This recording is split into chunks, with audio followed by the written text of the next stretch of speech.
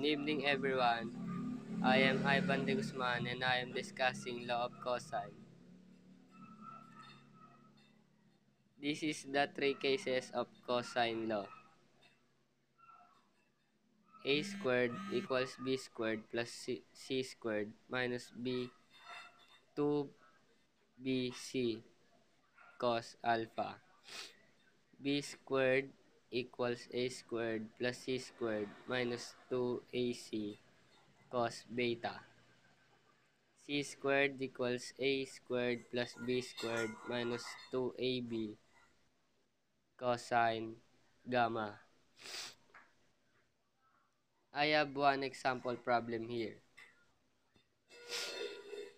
A is 5, b is 7, and gamma is 45. The missing is alpha, beta, and c.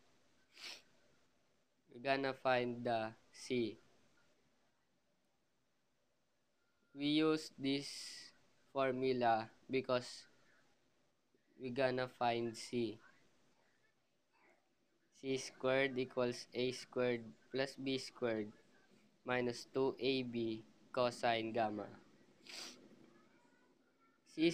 C squared equals 5 squared plus 7 squared minus 2 times 5 times 7 times cosine 45.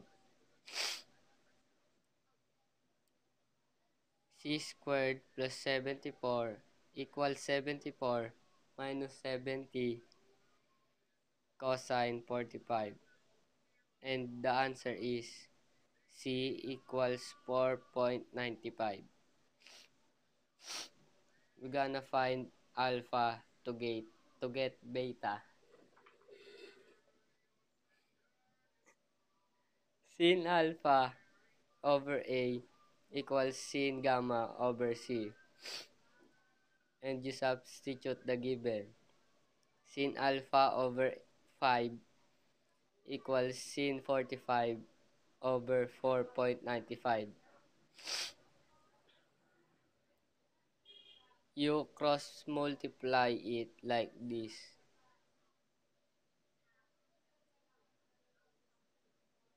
4.95 times sin alpha equals 5 sin 45. We are finding sin alpha and you're gonna put 4.95 over sin alpha 2 and you cancel it out. The answer is sin alpha equals 5 sin 45 over 4.95. You use your calculator to get the answer. And my answer is sin alpha over 45. Sin alpha equals 45.58. Now, we were finding the beta. This is the formula. Beta equals alpha plus gamma minus 180. The 180 is given. Beta equals 45.58 plus 45 minus 180. You use your calculator to get the answer. Beta equals 89.42.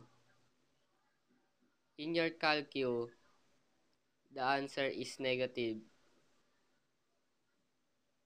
because 180 is greater than 45.58 plus 45. And there is no negative angle. Thank you for listening.